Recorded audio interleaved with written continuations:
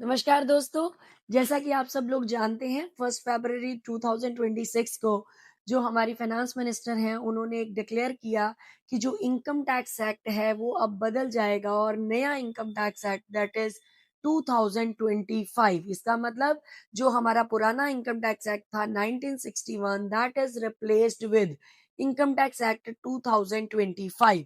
तो अगर हमारा इनकम टैक्स चेंज हुआ है तो डेफिनिटली कुछ ना कुछ चीजें जरूर चेंज हुई हैं क्योंकि उन्होंने बड़ा स्पेसिफिक बताया कि क्या जरूरत थी हमें इनकम टैक्स एक्ट बदलने की। तो उन्होंने बोला जस्ट टू सिंप्लीफाई, हमने अपनी जो टैक्स प्रोसीजर्स हैं वो सब बदलने के लिए, आसान करने के लिए हमने इनकम टैक्स एक्ट को बदला गया है। तो अब जानिए मेरे साथ कि क्या चीजें बदली, और ये एज अ ले पर्सन सब लोगों के काम की बात है। हमारे पास फॉर्म 15G और 15H जिसके बारे में सभी लोगों को पता था, अभी उस फॉर्म का नाम हो गया है फॉर्म 121। तो बड़ा क्लियर है ये कि जो 15G और 15H जो फॉर्म था वो बदल गया है फॉर्म 121। इस वीडियो में एंड तक बने रहें क्योंकि सबके मन में बहुत सारे सवाल होंगे और मैं डेफिनेटली इन सभी सवालों का जवाब आपको जरूर दूंगी। तो अब जानिए कि फॉर्म, पहली बात तो जो फॉर्म 15G है और या एच है वो किस लिए बना दिया जाता था और कब दिया जाता था वो बड़ी जरूरी है।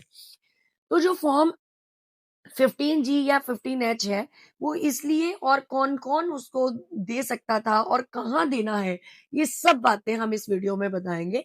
नंबर वन, जो फॉर्म 15G या H है वो फॉर्म तब दिया जाता अगर आपका इनकम टैक्स जो एक तरह से इनकम है वो आपकी मैक्सिमम एग्जम्पशन लिमिट से नीचे है, नंबर वन। नंबर दो, अगर आपकी all deductions, all rebates, all exemptions के बाद अगर आपकी इनकम टैक्स लाइबिलिटी जीरो बनती है तो इन सिचुएशंस में आप फॉर्म 15G और 15H दे सकते हैं। बट कौन कौन दे सकता है, उसकी इनकम में क्या क्या जुड़ा होना चाहिए। नंबर वन, अगर उसकी इंटरेस्ट इनकम है, अगर कोई रेंटल इनकम है, और रेंटल इनकम कौन सी, अगर जो रेंट है वो 50,000 से एक्सीड अगर है तब भी, तो उन सब चीजों के लिए आप फॉर्म 15G या 15H दे सकते थे। अब हमारे मन में ये आता है 15G कौन दे सकता था, 15H कौन दे सकता था। हालांकि ये अब बदल गया है लेकिन फिर भी हम बताएंगे, तभी हमें समझ आएगा कि जो फॉर्म 121 है उसका क्या एडवांटेज है ओवर फॉर्म 15G और 15H। जो फॉर्म 15G है वो नॉन सीनियर सिटीजन जिसकी एज बिलो 60 है वो दे सकता है।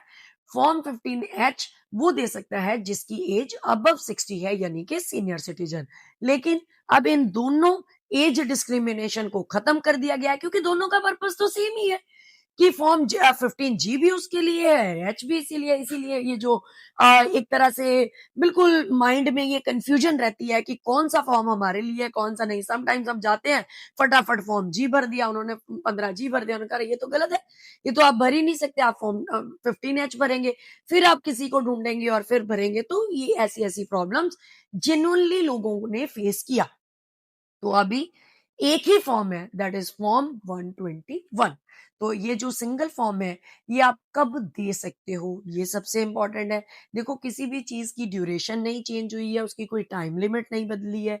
जो फॉर्म है वो आप बेसिकली तो अप्रैल में ही देना चाहिए, लेकिन चलो फिर भी अगर आप कहीं भूल गए, आप नहीं दे पाए, तो एटलीस्ट जो फर्स्ट क्वार्टर है जब टीडीएस आपका कटना होता है उससे पहले पहले जरूर दे दें।